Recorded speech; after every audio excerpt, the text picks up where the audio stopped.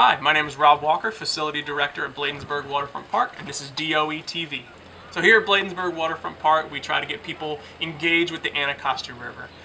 It's a river that historically, recently has been neglected and overlooked, heavily polluted and forgotten about. But within the last 30 years, there's been a big resurgence of cleaning up the river, taking care of it, using it for recreation, fun. So there's a lot of animals coming back. So that's one of the biggest excitements for me about getting people on the river. American bald eagles, egrets, ospreys, heron, tons of turtles, lots of fish.